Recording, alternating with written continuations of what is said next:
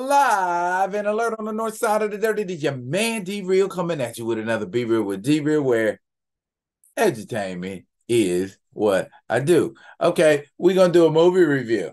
And we're going to do a movie review of Blue Beetle. Wish I didn't have to do this. Oh my goodness, that tells me everything in these. Kinda, but not.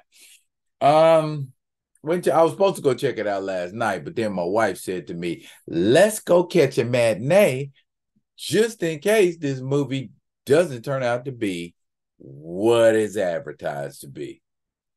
Man, I am so glad I listened to her.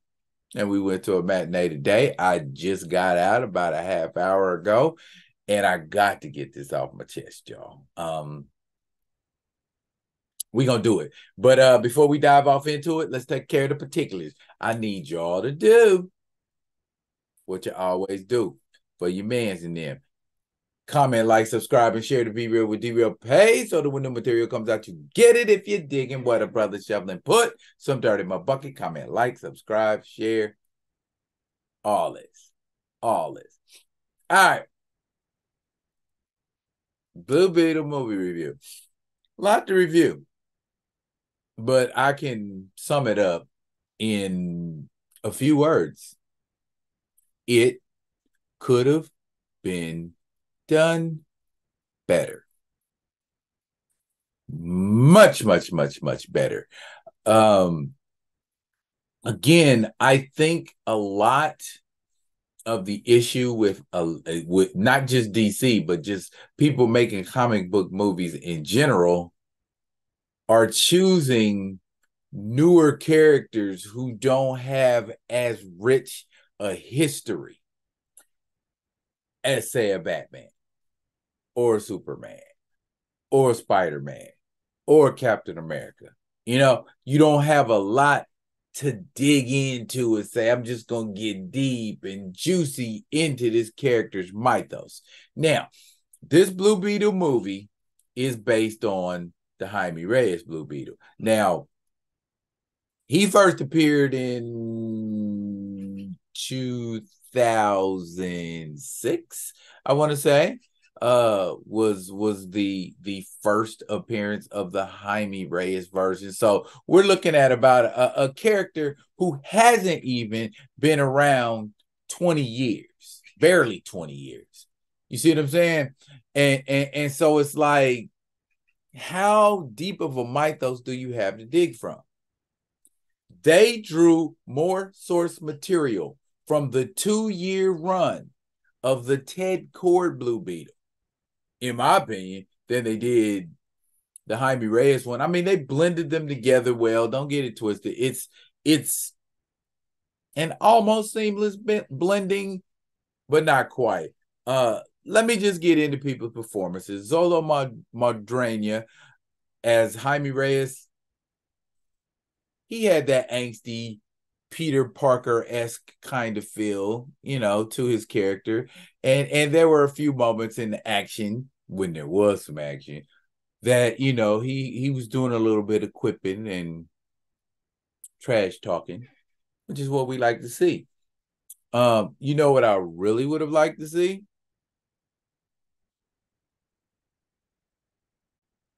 I'd love to have seen this dude. It's hinted at that Ted Kord ain't dead. And I don't want to go too deep off into Ted Kord, but I will say there is a lot of respect paid to the Ted Kord Blue Beetle. And what a lot of people don't know, a lot of the stuff that went on with Ted Kord didn't go on in Ted Kord's magazine. I would have loved to see him for nothing else but to see a Blue Beetle Booster Gold team up. Them two kicking it, trading quips.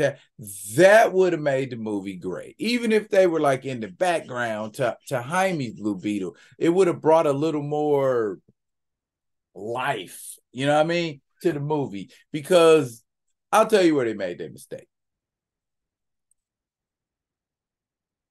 it was a family fair. And like I said in my video I did 7 months ago about called Blue Beetle Looks Good So Far, family fair, I'm all here for it, long as it drives the story. And it did, but it was family fair to the point of corniness, if that makes sense. George Lopez's character as Uncle Rudy, I would have liked to have seen a Paco. But we didn't get a Paco, at least not to my knowledge. I don't think I saw a Paco. The gang member, the his homie Paco. We don't read Blue Beetle comics. Okay, I don't either, but I do my research, and I know Paco is important to the plot. I know his sister, who's played by Belisa Escobedo, Milagro. Milagro is a niña, little bitty girl. I would have loved to have seen a little bitty Milagro. That would have been cool. Other than that, mom, dad, same kind of things going on. Similar. They stayed close to the source material. They didn't go too far beyond, but Carapax is a Ted Kord Blue Beetle villain.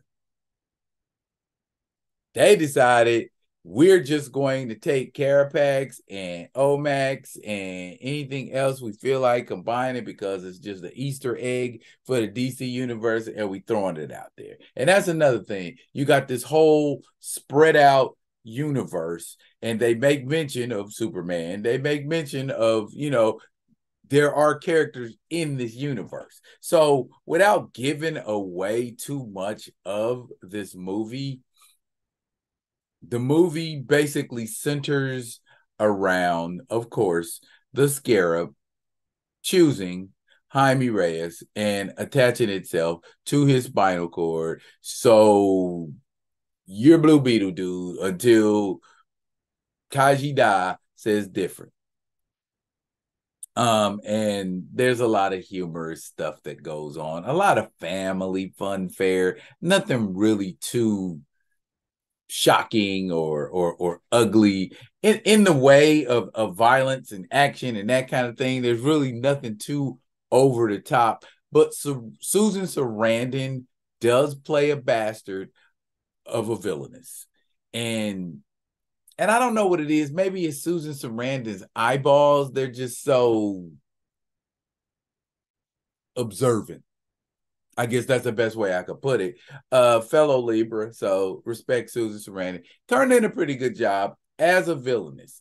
She was really, I think anybody could have been in that role, but Susan Sarandon was in that role, and she did a fine job in that role. Her performance, of course, because she's like this super duper actress, stands out.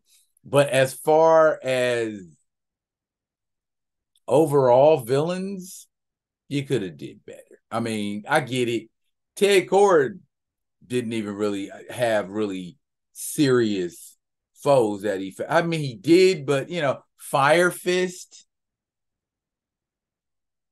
You know what I'm saying? What was the other guys? The lunatics, the oddballs, the very forgettable foes the Blue Beetle had, because, and they even mentioned it in the movie, Blue Beetle's like a second-rate Batman because his gadgets are cornier, and he's got, a lot of non-lethal weapons. And then another performance I want to speak on, Adriana Barraza as Nana.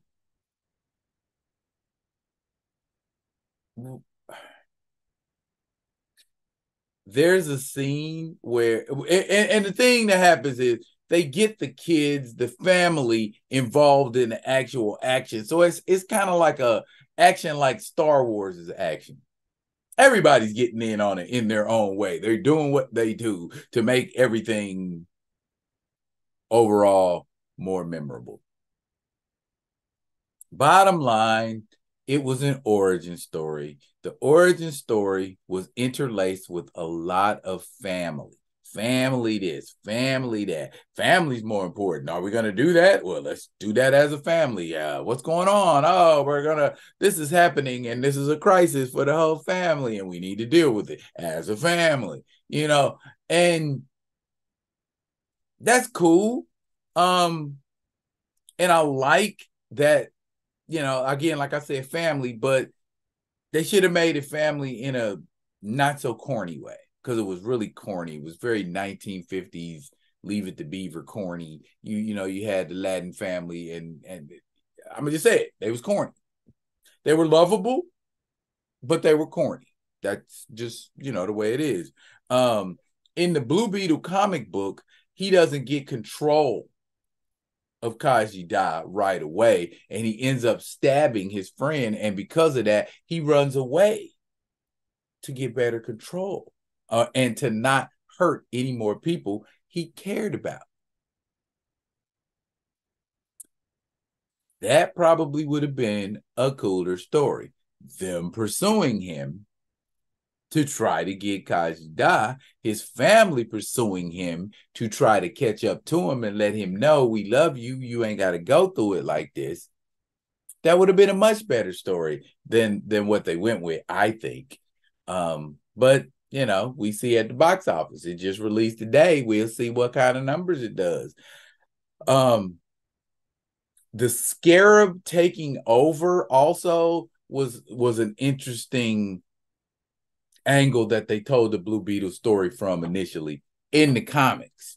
So you get Jaime in another, place, another region, another area, and he doesn't know how much time has passed because when the Scarab takes over, it takes over his consciousness and it's doing things for long periods of time.